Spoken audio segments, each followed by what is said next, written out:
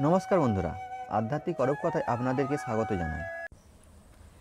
আজকে এপিসোডে শ্রীকৃষ্ণের জন্ম সম্পর্কে আলোচনা করব, অর্থাৎ জন্মাষ্টমী সম্পর্কে আলোচনা করব। তার মূল উদ্দেশ্য আশা করি এপিসোডের টাইটেল দেখে কিছুটা বুঝতে পেরেছ। এপিসোডের আগে আমি তোমাদের বলতে চাই, আমাদের এই চ্যানেলে এরকম অনেক শিক্ষামূলক এপিসোড রয়েছে।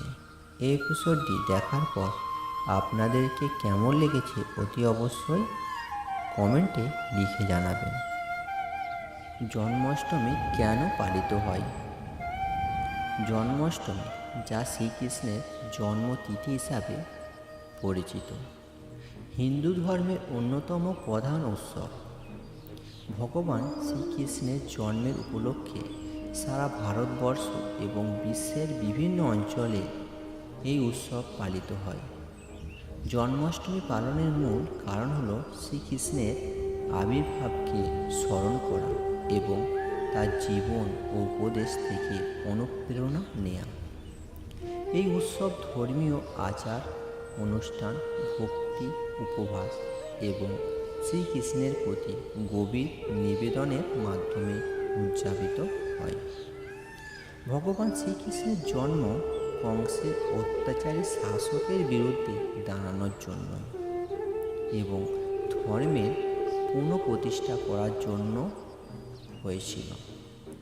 পুরাণের মতে শ্রীকৃষ্ণের জন্ম ভাদ্র মাসে কৃষ্ণপক্ষে অষ্টম তিথিতে মধ্যরাতে মথুরায় এক কারাগারে জন্ম হয়েছিল। কংস, যিনি ছিলেন কৃষ্ণের মামা, কৃষ্ণের জীবন নাশের জন্যই সংকল্পবদ্ধ ছিলেন, কারণ তাকে জানানো হয়েছিল যে কৃষ্ণে তাকে ধ্বংস করবে। কৃষ্ণ জন্মের পর তার বাবা বসুদেব তাকে কংসর হাত থেকে রক্ষা করার জন্য গোপনে বৃন্দাবনে নিয়ে যান, যেখানে কৃষ্ণ যশোদা এবং নন্দের কাছে মানুষ হন। জন্মাষ্টমী হলো সেই ঐশ্বরিক মুহূর্তের উদযাপন যখন পৃথিবী শ্রীকৃষ্ণের আবির্ভাব আলোকিত হয়েছিল। জন্মাষ্টমী উপলক্ষে ভক্তরা সারাদিন উপবাস পালন করেন এবং শ্রীকৃষ্ণের প্রতি ভক্তি নিবেদন করেন। মন্দির এবং ঘরবাড়িতে শ্রীকৃষ্ণের প্রতিমা স্থাপন করা হয় এবং তাকে ফল, ফুল, মিষ্টান্ন এবং অন্যান্য পবিত্র উপহার প্রদান করা হয়। বিশেষত মধ্যরাতে যখন শ্রীকৃষ্ণের জন্ম হয়েছিল, তখন তার জন্মের মুহূর্তটি বিশেষভাবে উদযাপন করা হয়।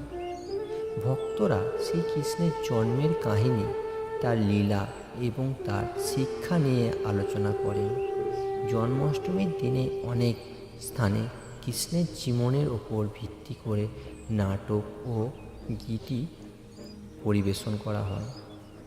এটি ভক্তদের মধ্যে কৃষ্ণের প্রতি ভালোবাসা এবং শ্রদ্ধা জাগ্রত করে।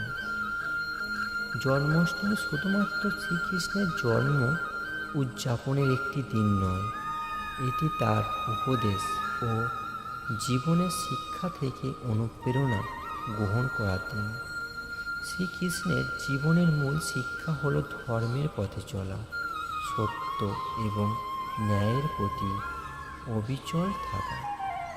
শ্রীমদ্ ভগবতে তার উপদেশ মানব জাতির মধ্যে এক অমূল্য দিশা প্রদান করে, যা জীবনকে সঠিক পথে পরিচালিত করতে সাহায্য করে।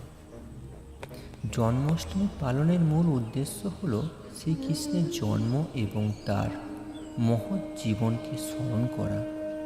এর উৎসব ধর্মীয় বিশ্বাস, ভক্তি এবং আধ্যাত্মিকতার এক মেলবন্ধন, যা ভক্তদের মধ্যে আনন্দ ও শক্তির বার্তা বয়ে আনে।